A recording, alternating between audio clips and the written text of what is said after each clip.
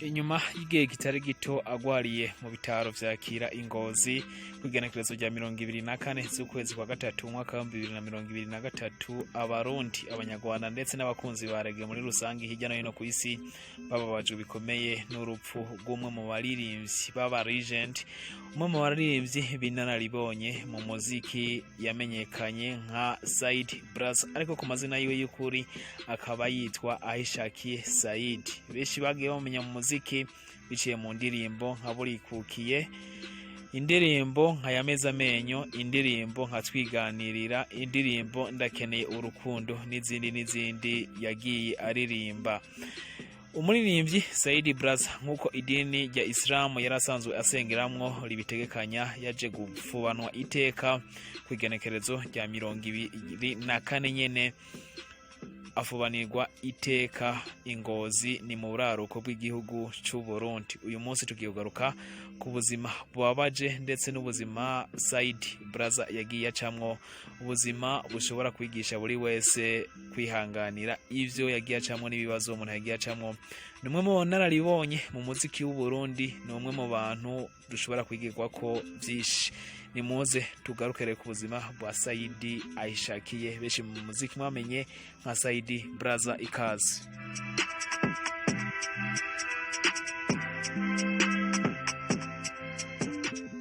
Kuvuga atwenga imbaga nto, imishatsi miremire canke dreadlock canke ubusage, inkoni mu ntoke, nivyo byari kunze kuranga uno muririmbyi Ahishakiye Saidi. Akaba rero yaravukiye mu gihugu cy'u Burundi mu mwaka wa 1974, ava mu muryango w'abana 10, aho se wiwe yamuka mu gihugu cy'u Rwanda mu bumanuko bw'igihugu ahitwa Ihuye, mu gihe nyina wiwe nawe asanzwe ari umugande kazi.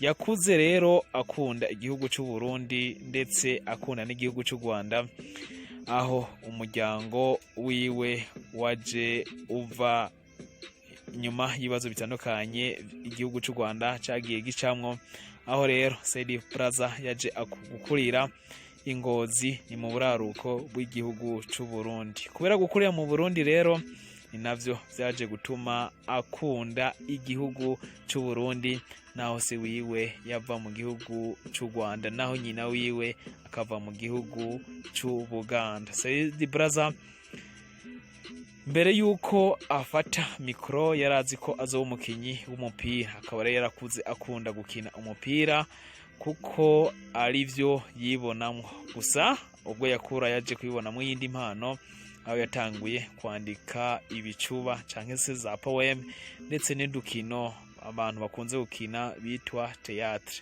Aho kuba ukuguru kuzomuha ico abasha gufungura vyaje guhinduka rero, hanyuma yemeza gutungwa no kuboko yandika imiziki, aho kandi atungwa n'ijwi avuga ivyo ukuboko kwamuhaye. Mu 1990 SAIDI BRAZZA nibwo yabonye ko vyose bishoboka, akora indirimbo yiwe ya mbere inagaragara kuri televiziyo y'igihugu RTNB, ubwo yarafise imyaka gusa 16. Indoto ziwe rero niho zatanguye kuba ukuri. Yatanguye kwandika indirimbo zitandukanye, haba izihayagiza igihugu cy'u Burundi nka burikukiye, izo gutsimbataza amahoro nka twiganirira, izo gushigikira abamugaye nka nanje ndakeneye urukundo, haba nizo gushigikira abana mu ibarabara, izo gushigikira abagore n'izindi.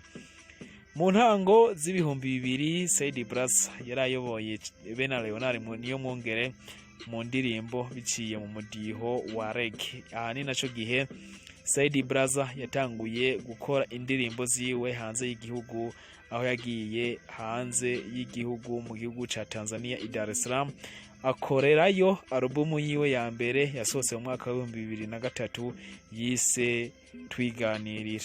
Akaba ariyo alubumu yiwe ya mbere yakoze. Aha hariho indirimbo nyinshi zagiye zikundwa nka Twiganirira nyene benshi mwamenye nka wenda, ariko kandi anasohora n'indirimbo yitwa yameze amenyo nayo yagiye ikundwa. SAIDI BRAZZA ntihagarariye ngaho kuko yagumye akora umuziki. Mu mwaka wa 2007 yasohoye alubumu yiwe ya kabiri yise Burikukiye. Iyi ni nayo yariko indirimbo ya Burikukiye, indirimbo yakoze ayikoreye muri studio yari igezweho ico gihe yitwa Tanganyika Studio.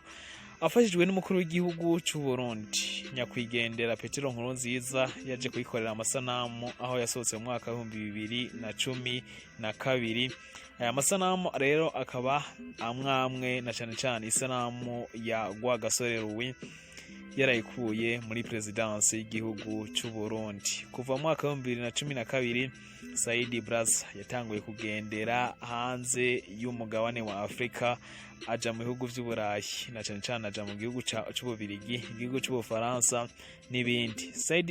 SAIDI BRAZZA ariko ibihugu by'Uburayi ntabwo yabigumyemwo kuko mu mwaka wa 2014 yaje kugaruka mu gihugu cy'u Burundi mu mpera z'umwaka wa 2015 amenyesha yuko agiye kubandaniriza ubuzima mu gihugu cy'u Rwanda kubera kubura abamushigikira mu gihugu cy'u Burundi nkuko vyanditswe n'ikinyamakuru Indundi muri ico gihe.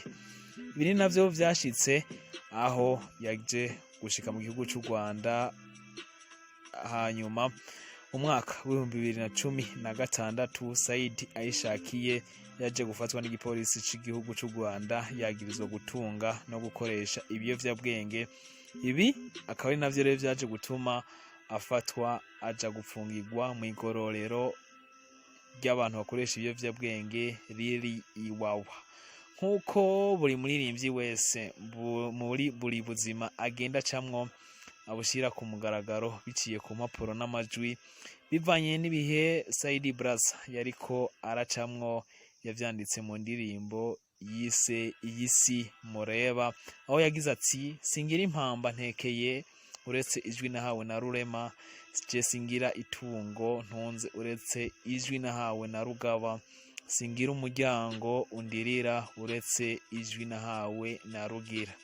Nyuma yo kurekugwa yaje kumara igihe kitari gito mu gihugu cy'u Rwanda aho ubuzima namba butari bwifashe neza, aza kugaruka mu mwaka wa 2022 mu gihugu cy'u Burundi aho yaje koko atampamba afise ndetse abaho ubuzima butari bwiza, ariko yaje kubanza kumara igihe kitari gito mu gihugu cy'u Burundi na cyane ku mugwa mukuru i Bujumbura aho yazanye iciyumviro yise Ikuzo Band, aho yari gujamwo abaririmbyi bakiri bato ndetse n'abaririmbyi babizoboreyemwo mu mwuga.